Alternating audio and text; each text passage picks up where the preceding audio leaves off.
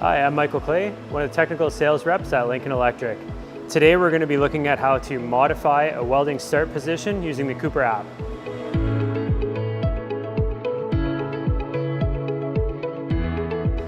So what we'll be looking at is when we already have a linear weld programmed, if something is changed on our part or we've realized we need to move our starting point, we can go into the program after the fact and modify that point.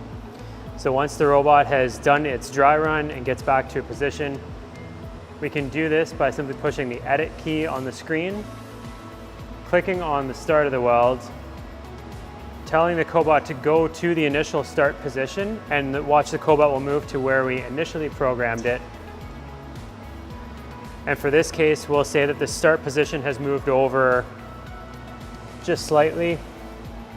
So if we move the cobot over to a new position and push the button to tell the cobot to modify the position, the screen will now show that the cobot is at that position and we can move the cobot safely out of the way. Click Done on the screen and our program will be modified when we do our dry run now. The welding start point will have moved into our new position and the welding end stays where it was. For more information on the Cooper app, please visit our website at lincolnelectric.com. Thanks for watching.